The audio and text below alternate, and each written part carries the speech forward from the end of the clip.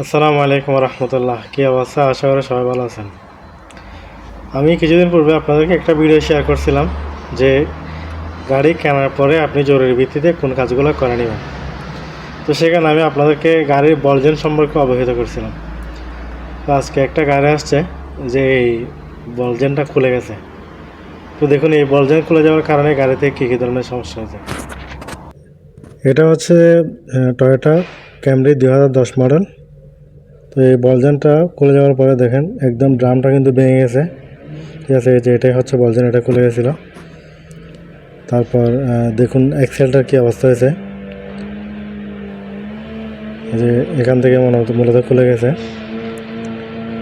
এই যে এটা হচ্ছে জাম্পিংয়ের শেষ অংশ, বিয়ারিংয়ের পরে এই বলজেনটা এটাই খুলে গেছে।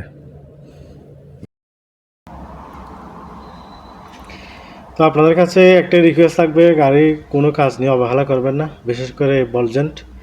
এটা আপনার জীবনের চরম একটা মারাত্মক ধরনের একটা আপনার অ্যাক্সিডেন্ট ঘটাতে পারে। তো আপনার নিজের স্বার্থে, নিজের গাড়ির স্বার্থে, নিজের লাইফের স্বার্থে কখনো যদি এটা যদি খারাপ দেখেন, তাহলে খুব দ্রুতই এটা পাল্টে ফেলবেন। এটার জন্য অবহেলা করবেন না। হতে পারে আপনারও এরকম একটা বড় ধরনের অ্যাক্সিডেন্ট হতে পারে। তো সবাই ভালো থাকবেন, সুস্থ থাকবেন। আজকের ভিডিওটি এই পর্যন্ত। আল্লাহ হাফেজ। আসসালামু আলাইকুম।